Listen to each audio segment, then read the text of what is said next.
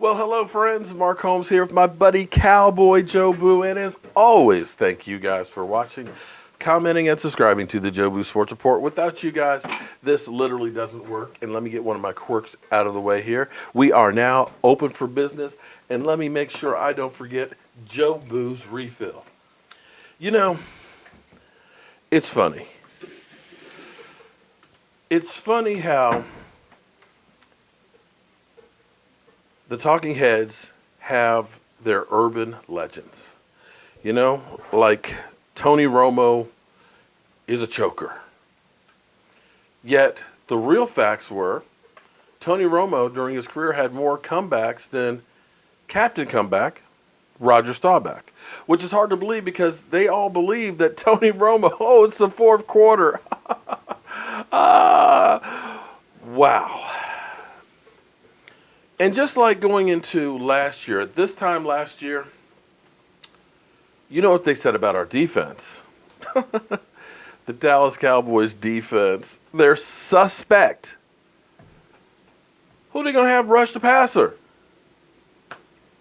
They don't have any pass rush. And out of nowhere, DeMarcus Lawrence, after only having one sack the year before, who was basically left for dead after having back surgery, and I'll be honest, surprised the heck out of me. Lo and behold, he ends up being now 33rd ranked in the NFL, in the top 100. And dare I say, our pass rush was great. And if we had gotten a few holding calls, like just say average amount as opposed to 7 days without getting holding calls against us, it probably would have been quite a few more sacks in there as well. But be that as it may, the funny thing is, as you start listening to the talking heads giving their forecasts on the season, you know, they all have the Philadelphia Eagles running away with the division, even though there hasn't been a repeat division winner since 2003, 2004. And yes, I know there's going to be an Eagle fan in there who's going to say, well, you said the Cowboys are going to repeat. I said, same thing. I said, nobody's repeated since the 2003-04 season, and it will be difficult, but I think my Cowboys had a chance. They did have a chance. And maybe if Zeke Elliott hadn't missed 38% of the season, maybe they could have repeated. But be that as it may, the numbers don't lie. On average, 3.61 games from winning the division, teams drop. But we're not here to talk about the offenses. We're actually here to talk about the defense. So now, teams say that the Cowboys shouldn't be in a conversation of Super Bowl runs because of their suspect defense. Again, another urban legend. Yes, the defense had some bad games. Yes, we had 2 games back-to-back at home where we gave up 30-plus points. But that defense was 5th in the NFL, 8th in the NFL in yards given up, 12th in points, which was even higher than the Seattle Seahawks, which were 13th in points given up. Clearly not the worst defense in the NFL. The thing that was lacking, of course, was turnovers. We were 18th. If we had had some turnovers here and there, it would be a little different. In fact, the narrative would be totally different had the Cowboys won one more game and made the playoffs. What a difference one game can make. In fact, what a difference a couple of yards could make. Because had the Cowboys gotten a touchdown when they were on the 3-yard line against Seattle, they probably would have been in the playoffs, and it would be a completely different narrative. But be that as it may, you hear a lot of the talking heads out there talk about the Dallas Cowboys defense is suspect, and they've done nothing to address their defensive backfield.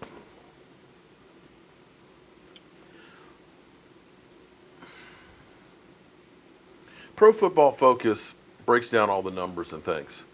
And they do a great job with it because there are so many statistics. It's hard to keep up. But the Cowboys may have done something finally that is the right move. Byron Jones, I believe they stumped his growth. Byron Jones, they kept trading him, moving him from cornerback to safety, back and forth. And he became a jack of all trades, but really didn't master either one. But interestingly enough, he was number one, and it wasn't even close when he played in the slot. The lowest QBR given up to any cornerback in the slot. Quarterbacks only had a 51.5% QBR rating against him in the slot. Next guys weren't even close. So moving that guy, which now makes 100% sense, to cornerback is definitely going to be a difference maker. We didn't upgrade.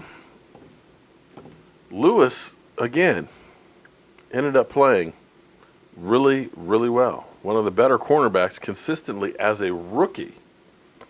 Awuzie, who really only played half the season because of hamstring troubles, when he did get out on the field, was actually really, really good.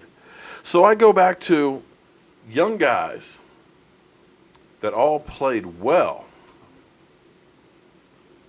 that will now grow with a great coach coaching them and are no longer rookies. Are the talking heads' philosophy they needed to just wipe the slate clean and start all over like we did the year before? Because if you've got the lowest QBR in the slot coverage, if you've got two other cornerbacks on the outside that are ranking in the top 5 or number 1 in some categories by Pro Football Focus, the only spot that you're talking about where you could hopefully have more improvement would be safety.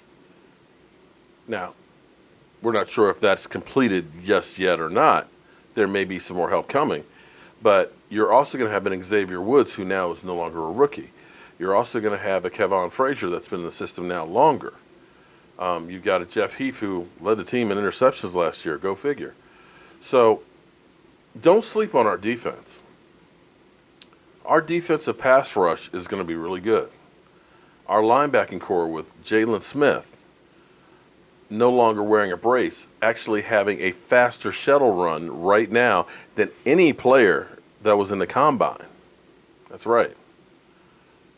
And a number 1 pick, Vander Esch, to help out in case Sean Lee gets hurt. I dare say that this defense is good enough if the offense produces to make a run to the Super Bowl. I can't guarantee that they will. But just to brush them aside would be a mistake. So guys, thank you as always for watching. I'm Mark Holmes. This is Cowboy Joe Boo, and I will see you guys later. I've got a fire pit out here I'm going to go sit at. The weather is literally perfect. This is one of those days that you just want to bottle up and just say, this is the perfect day, and hold on to it. It's about 72, 73 degrees, low humidity, slight breeze going, just a little chill in the air. And Joe Boo, I might just steal your rum. I'll see you guys soon.